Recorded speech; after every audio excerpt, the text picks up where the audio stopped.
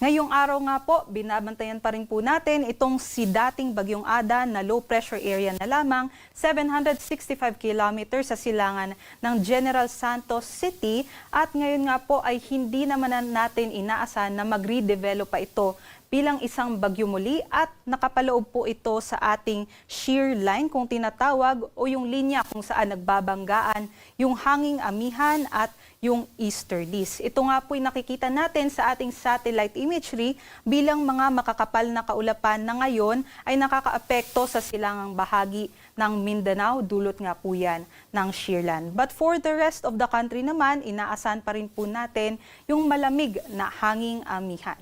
Kaya't ngayong araw nga po, inaasahan po natin na magiging maulap pa rin na may mga pag-ambon dito po sa may eastern section ng Luzon from Cagayan Valley, Cordilleras, down towards Bicol region. But for the western section naman po ng Luzon area, inaasahan naman po natin mas mababa naman po yung tsansa ng mga pag-ulan. So partly cloudy na lamang or bahagyang maulap hanggang sa maulap po yung ating panahon at meron lamang po tayong mga isolated light rains. Ito po yung ating mga agwat ng temperatura. Sa mga aakyat sa Baguio, posible pa rin po na bumaba hanggang 11 degrees Celsius yung ating temperatura doon hanggang 21 degrees Celsius. And for Tuguegarao, 18 to 25 degrees Celsius. Sa Tagaytay, 18 to 27 degrees Celsius. For Metro Manila and Lawag naman po, 20 to 28 degrees Celsius. And for Legazpi, 22 to 28 degrees Celsius.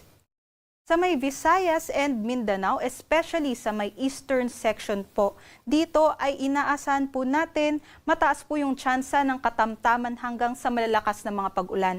Dulot po yan ng shear line dito po sa eastern Visayas, down towards Caraga, some parts din po ng northern Mindanao, sa may Sorsogon and sa may Davao region. So mag-ingat po yung ating mga kababayan dahil posible pa rin po yung mga pagbaha at pagguho ng lupa dulot po ng shear line.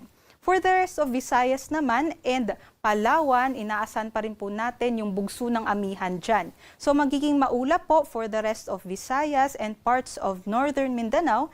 And for Palawan and dito po sa may Barm and Zamboanga Peninsula, inaasahan naman po natin yung generally fair weather conditions at may mahihina lamang at paminsan-minsang mga pag-ambon. Ito po yung ating mga agwat ng temperatura. For Kalayaan Islands and Tacloban, 22 to 29 degrees Celsius. Iloilo, 23 to 29 degrees Celsius. Cebu and Cagayan de Oro, 24 to 29 degrees Celsius.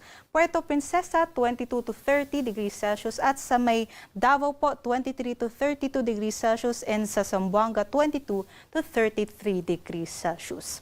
Dahil nga po nitong shear line ay mataas po yung tsansa nga ng mga pag-ulan sa eastern section ng Visayas at Mindanao, kaya't inaabisuhan nga po natin yung mga kababayan natin dyan na maghanda po dahil posible yung 50 to 100 millimeters na mga pag-ulan within 24 hours na maaari pong magdulot ng mga pagbaha at pagguho ng lupa dito po sa mga lalawigan ng Eastern Samar, Southern Leyte, sa may Dinagat Island, Surigao del Norte, Surigao del Sur, Agusan del Norte, Agusan del Sur, pati po dito sa may Davao de Oro and sa may Davao Oriental.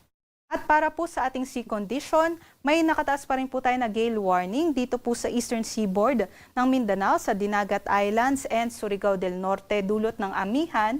Matataas pa rin po yung ating pag-alon, bawal pong magliyag yung ating mga kababayan. And for the rest of our seaboards naman, ay mataas pa rin po or katamtaman hanggang maalon yung ating inaasahan. Kaya't doble ingat pa rin po sa ating mga kababayang manlalayag. At for the next 4 days naman po, inaasahan natin magpapatuloy yung epekto nitong shear line. Sa ating nakikita ay posible pong umakyat yung axis nitong shear line at maaari nga pong makaranas ng mga pag-ulan, pagkulog at pagkidlat yung ating mga kababayan sa may Bicol region and also sa may Visayas from Monday hanggang Thursday. Kaya doble ingat nga po sa ating mga kababayan.